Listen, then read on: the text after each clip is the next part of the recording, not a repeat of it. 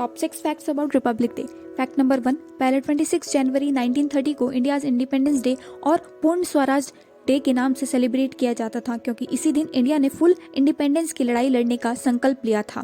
Fact number 2, 26 जनवरी 1950 सुबह 10:18 को legally हमें हमारा इंडियन कॉन्स्टिट्यूशन मिला था, जिसके बाद इंडिया एक रिपब्लिक कंट्री बन गया।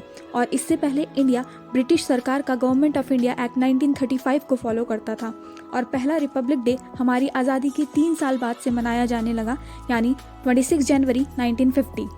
Fact number 3, doctor BR Ambedkar को आर्किटेक्ट ऑफ इंडियन कॉन्स्टिट्यूशन के नाम से जाना जाता है, क्योंकि उनका कॉन्स्टिट्यूशन की मेकिंग में बहुत बड़ा हाथ था। फैक्ट नंबर 4, क्या आपको पता है कि हमारा कॉन्स्टिट्यूशन दूसरे देशों की तरह प्रिंटेड नहीं है, बल्कि एक हैंड रिटन कॉन्स्टिट्यूशन है। इनफैक्ट कॉन्स्टिट्यूशन की सिर्फ 2 कॉपीज़ हैं, जो सिर्फ हिंदी और इंग्लिश में ही प्रेजेंट हैं। फैक्ट नंबर 5, जब नेशनल एंथम को परेड की स्टार्टिंग करने के लिए गाया जाता है, तो आप सभी ने 21 तोपों की सलामी तो सुनी ही होगी, पर क्या आप जानते हैं जो 21 शॉट्स की आवाज़ हमें सुनाई आती है, उसमें सिर्फ 7 गन्स को ही एक्चुअली 3 टाइम्स फायर किया जाता है।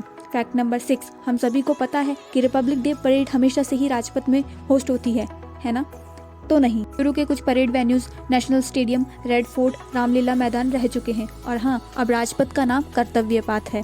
फैक्ट नंबर 7, क्या आपको पता है कि राजपथ की फर्स्ट परेड में पाकिस्तान के governor general Malik Ghulam Mohammad chief guest थे? That's unbelievable, right? Well, it's true. तो आपको कितने फैक्ट्स के बारे में ऑलरेडी इन्फॉर्मेशन थी, कमेंट सेक्शन में जरूर बताएगा। If you like this factual किड़ा, then please like, share and subscribe to my channel.